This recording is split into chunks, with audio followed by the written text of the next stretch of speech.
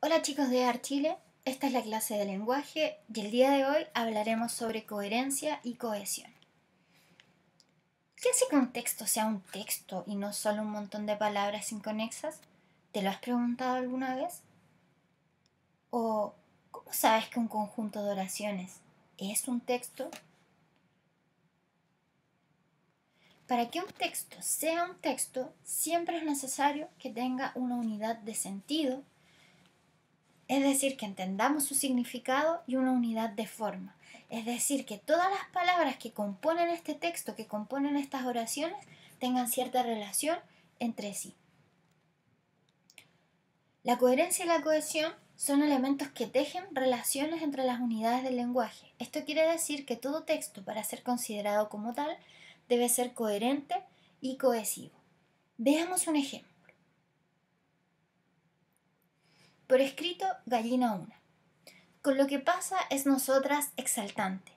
Rápidamente del posesionado mundo hemos nos, hurra, era un inofensivo aparentemente cohete lanzado cañaveral americano excavó por los desde.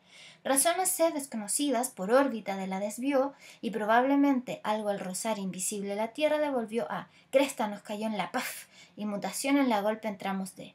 Rápidamente la multiplicar aprendiendo de tabla estamos dotadas muy literatura para la somos de historia. Química menos un poco. Desastre ahora hasta deportes. No importa, pero de será gallinas cosmos el carajo que. ¿Entendimos algo de este texto? Al parecer absolutamente nada. ¿Qué le pasó a este escritor que se le ocurrió tomar este cuento, darlo vuelta completamente y entregarnos este caos de palabras? Sin embargo, este texto tiene una propiedad que es súper importante y esa propiedad es la coherencia. ¿Qué quiere decir coherencia? Coherencia se refiere al significado global de un texto. Para que éste sea coherente debe tener siempre un mismo tema. Por lo tanto, todas las partes que conforman este texto siempre tienen que relacionarse con el tema central. Y en este cuento que acabamos de leer, donde está todo desordenado, donde parece que qué le pasó a este autor, tenemos que existe una coherencia. Y a partir de esa coherencia, que es el tema que está desde el título hasta el final del texto, podemos darle un ordenamiento lógico a cada una de las palabras. Y entendemos a partir de ese tema que las palabras sí están relacionadas entre sí. Entonces, lo que en un principio nos parecía caótico, luego se transforma en algo que sí tiene sentido. Y ya no va a decir el texto con lo que pasa es nosotras exaltante, sino lo que pasa con nosotras es exaltante. Rápidamente del mundo nos hemos posesionado.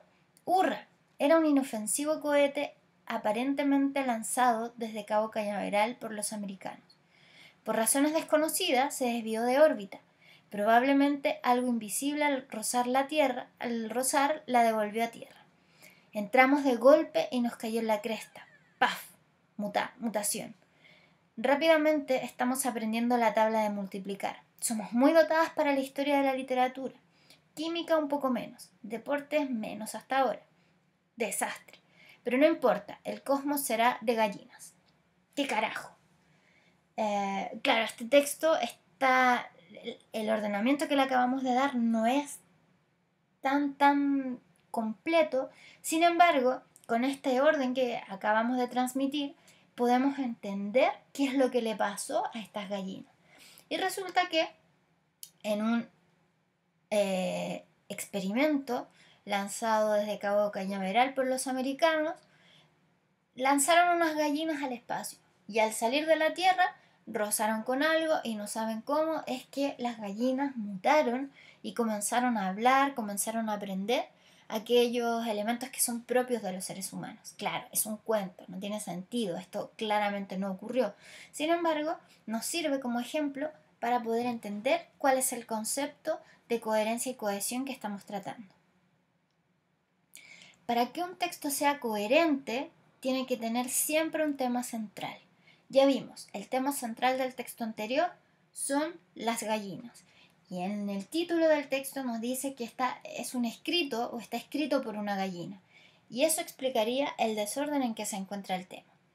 Pero luego vimos que cada uno de los puntos seguidos que había en el texto se relacionaban con la idea del tema central, que esto era un texto escrito por una gallina. Y no solo eso, sino que también había una progresión temática de las ideas que se estaban expresando en el cuento.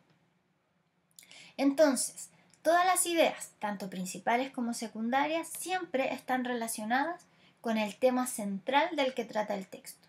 Y así vimos que se trata de un texto donde unas gallinas entran en mutación, pero nos dicen que era un inofensivo experimento, luego nos dicen que por razones desconocidas se desvió de la órbita, luego nos cuenta que volvieron a la Tierra y cuando volvieron ya estaban dotadas de este poder y nos empieza a nombrar aquellas actividades para las cuales están siendo cada vez más dotadas y están siendo o están aprendiendo con mayor velocidad. Por lo tanto, un tema central y todas las otras ideas se relacionan, se vinculan con este tema central. A esto es a lo que llamamos coherencia global, es decir, todo el texto se relaciona con un mismo tema. Además de la coherencia global, todo texto tiene que tener coherencia local, es decir, todas las ideas se tienen que organizar de manera lógica, de manera ordenada. O sea, debe haber una secuencia interna que nos permita seguir el texto y lograr una mejor comprensión de la información. Lo vimos a partir de este texto que está completamente desordenado, porque aunque nos dice con lo que pasa es nosotras exaltante, podemos inferir un orden correcto de la oración y decir lo que pasa con nosotras es exaltante. Y así ir retornándole la coherencia local a cada una de las partes de este texto. Tenemos que la coherencia local, para que sea tal, se manifiesta a través de la presencia o la ausencia de elementos que relacionan las distintas oraciones que conforman un texto. Estas relaciones particulares y locales se van a denominar cohesión. Por lo tanto, aquello que llamamos coherencia local, es decir, la relación que existe entre las distintas partes de un texto, es lo que vamos a conocer también como cohesión. Coherencia local y cohesión vendrían a ser entonces sinónimos. La cohesión es una propiedad súper importante, trascendental de todo texto, porque ésta le proporciona sentido a cada una de las oraciones que estamos emitiendo, como al conjunto también de estas oraciones o de estos enunciados. Para que la cohesión pueda darse de esa manera dentro de los textos, cuenta con ciertos mecanismos de cohesión. Los más importantes son la correferencia y los conectores. Hablamos de correferencia cuando hablamos de todos estos elementos, es decir, la pronominalización, que vamos a ver qué significa, también el uso de pronombres enclíticos, también la repetición, la sinonimia y alguna frase designativa o correferencia. Vamos a ir con el primero de ellos. La correferencia es la mantención del referente, el objeto de la realidad del cual se habla. Esto significa que si yo, por ejemplo, en el cuento que leímos que estaba todo desordenado, en el enunciado, en el primer enunciado, hablo acerca de las gallinas, entonces, como todo el resto del texto sigue hablando de las gallinas, me permite darle una correferencia, me permite entender que estoy hablando de lo mismo y como entiendo que estoy hablando de lo mismo, entonces puedo darle un orden a este texto que estaba tan desordenado. Existen varios recursos, como decíamos, de la correferencia. El primero de ellos es la pronominalización. Acá tenemos que en lugar de un nombre utilizamos un pronombre. Tenemos entonces en la oración Juan llegó temprano, él venía enojado, en que tanto Juan como el pronombre él se refieren a la misma persona, es decir, al mismo referente en la realidad que es Juan. En la primera oración decimos que Juan llegó temprano y en la segunda que él venía enojado. Ese él está destacado en amarillo porque hace relación a Juan. Veamos, si yo en este ejemplo sigo utilizando o no reemplazo el referente por Juan, tendríamos una oración o un texto como el siguiente. Juan llegó temprano. Juan venía enojado. Juan venía enojado porque tuvo una discusión con su jefe en el trabajo. Juan fue despedido por su jefe. Al repetir tantas veces el término Juan, pareciera ser que nuestro texto no está bien redactado. Por eso, la pronominalización, es decir, la utilización de pronombres en lugar de repetir el nombre, resulta útil a la hora de redactar un texto. Algunos otros pronombres útiles son ese, este, aquel, tú, su. Van a ser pronombres que nos van a servir para poder reemplazar a un nombre. También está la presencia de los pronombres enclíticos. Los pronombres enclíticos, al igual que los pronombres, reemplazan la presencia de un nombre. Ejemplo, tienes que estudiar mucho. Debes hacerlo a conciencia. El pronombre lo hace referencia a la acción que debe realizar la persona. En este caso, ese lo, debes hacerlo a conciencia, reemplaza a la persona que tiene que realizar esta acción. Tú tienes que estudiar mucho y tú debes hacerlo a conciencia. Pero ese lo está reemplazando a la acción de estudiar mucho. Porque si nos fijamos en el texto, para otra forma de decirlo, otra forma de expresarlo sería, tienes que estudiar mucho. Debes estudiar a conciencia. Y ese hacer más el pronombre lo hace relación a la acción que debe realizar la persona. Otros pronombres enclíticos son me, como por ejemplo ducharme. Ese me hace referencia a mí, que es la persona que va a realizar la acción. O el te, cómete eso. En el te, come te, estoy utilizando también la presencia de un pronombre enclítico. Otro elemento de la correferencia es la repetición. La repetición puede ser total o parcial de un término. Por ejemplo, nuestra vocación política es nuestra vocación por la igualdad.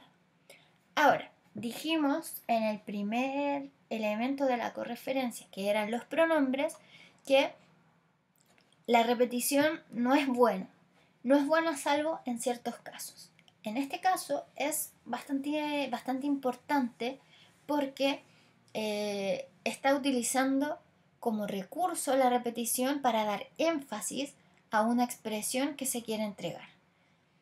Probablemente el discurso o el texto que estamos leyendo en este momento haya sido extraído de un discurso que se emite de manera oral. En la oralidad yo necesito que mi interlocutor esté muy pendiente de lo que estoy diciendo. Por lo tanto, en este caso es muy útil, cuando estoy expresándome oralmente, repetir el tema del que estoy hablando, porque eso le permite al oyente captar con mayor facilidad cuál es el tema global que estoy desarrollando en mi exposición. Por lo tanto, decir nuestra vocación política es nuestra vocación por la igualdad, entonces estoy reafirmando en el oyente que sigo hablando de la vocación política y la vocación que guía a esta vocación política. Otro elemento de la correferencia es la sinonimia. Ejemplo, 14 reclusos fueron trasladados. Los reos cumplen condena aflictiva. Puedo utilizar ciertos pronombres para reemplazar y podría decir 14 reclusos fueron trasladados. Ellos cumplen condena aflictiva. Pero hay veces cuando tengo que escribir un texto largo, donde tengo que utilizar muchas veces el mismo referente, es también útil utilizar sinónimos que me permitan hacer avanzar el texto sin necesariamente repetir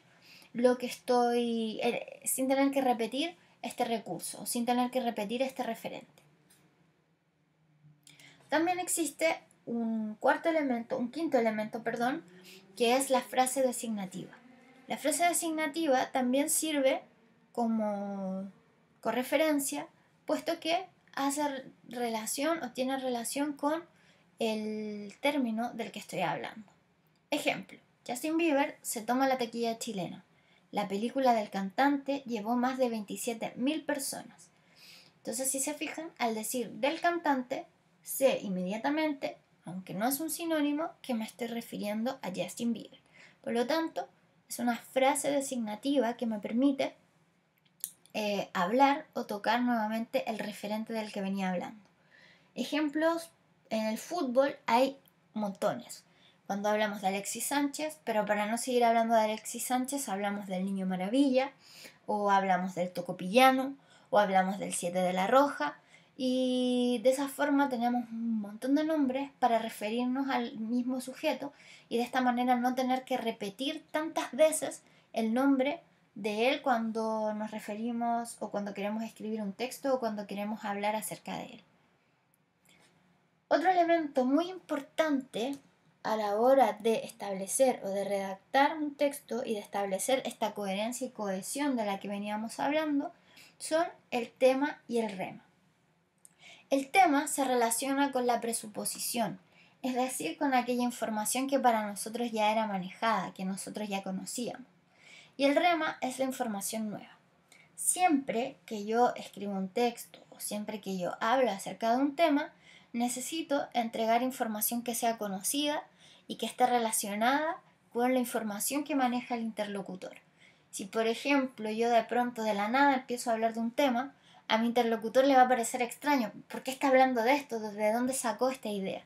Siempre es necesario hacer una relación, hacer un vínculo entre lo que estoy diciendo con la información que maneja el emisor. A eso le llamamos tema. Por ejemplo, si yo estoy en una conversación y estamos hablando como en el cuento, por ejemplo, estamos hablando de gallinas y de pronto yo digo, me gustan mucho los huevos. Y entonces viene mi interlocutor y dice, ¿por qué dijiste eso? Y entonces tengo que explicarle, no, es que como estábamos hablando sobre gallinas, las gallinas me recuerdan, o las gallinas ponen huevo y la gallina, entonces me recordó que me gustan mucho los huevos. Tengo que hacer un enlace, un vínculo, para que mi interlocutor sepa del tema del que estoy hablando. Y luego el rema es la información nueva que entrego sobre un tema determinado. Veamos un ejemplo para que nos quede más clarito. La priorización temática, como decíamos, es el mecanismo de organización y dosificación de la información que transmiten los textos de manera que el receptor pueda seguir su desarrollo con facilidad. En él se consideran los conceptos de tema, información conocida, y de rema, información nueva. Y aquí sí vamos con el ejemplo. Dice, una mañana, tras un sueño intranquilo, Gregorio Samsa se despertó convertido en un monstruoso insecto. Estaba echado de espaldas sobre un duro caparazón. Entonces, tenemos que el tema es Gregorio Samsa y todo lo que está en verde es el rema, es decir, la información nueva. El texto, si se fijan, en la segunda oración dice estaba echado de espaldas sobre un duro caparazón. Si solamente nos encontráramos con esa frase, con esa expresión, no tendríamos idea de quién se habla. Sin embargo, como este es el primer fragmento, como esta es la primera alusión que tenemos al referente, entonces el narrador lo presenta inmediatamente. Entonces nos dice una mañana, que puede ser cualquier mañana, tras un sueño intranquilo, Gregorio Samsa. Y ahora sabemos que esta persona, que se llama Gregorio Samsa, es a quien le va a ocurrir lo que va a describir luego el narrador. Al decirnos Gregorio Samsa, el narrador nos está entregando también bastante información. Por ejemplo, nos está diciendo que es un hombre, que es un ser humano, porque podría ser Gregorio un perrito, pero al tener ese apellido nos damos cuenta que se está hablando de un ser humano. Y además lo sabemos porque dice que se despertó convertido en un monstruoso insecto, es decir, al dormir, al acostarse, no se había acostado con esta imagen, que sería entonces toda la información en verde sería el rema. si volvemos a nuestro ejemplo inicial, al ejemplo del texto de las gallinas, vamos a encontrar que se nos entrega información nueva en cada momento. El texto dice: lo que pasa con nosotras es exaltante. Inmediatamente entonces sabemos que nosotras, o tenemos un nosotras, y podemos inferir que son las gallinas. Sin embargo, podríamos no inferir que son las gallinas y tendríamos que seguir leyendo. Rápidamente estamos posesionadas del mundo. ¡Hurra! ¿Quiénes están posesionadas del mundo? Nuevamente está haciendo alusión a ese nosotras. Era aparentemente un inofensivo cohete lanzado desde Cabo Cañaveral por los americanos. Entonces nos está contando qué es lo que le pasó, qué es lo que ocurrió. Porque acuérdense que en el primer párrafo, en la primera oración, dice: lo que pasa con nosotras es exaltante. ¿Qué pasó con ellas? ¿Qué fue lo que ocurrió? Bueno, ahora en esta tercera oración nos cuenta: era un inofensivo cohete lanzado desde Cabo Cañaveral por los americanos. Entonces tenemos información nueva, un inofensivo cohete lanzado desde Cabo Cañaveral por los americanos, y el tema que ya conocíamos, lo que pasaba. Sabemos que algo sucedió con las gallinas. Y así, si seguimos analizando completamente el texto, nos vamos a dar cuenta que todas las oraciones están relacionadas, están vinculadas con el texto o con las distintas temáticas. Por lo tanto, eso hace que el texto avance, que avance la información que nos está entregando, que no se quede ahí estancado, pero que también nosotros podamos seguir la línea lógica de lo que nos está contando el emisor del texto. Así, chicos, llegamos al final de la clase de hoy de coherencia y cohesión, y los invito a desarrollar las actividades que están propuestas y nos vemos la próxima semana. Que estén muy bien.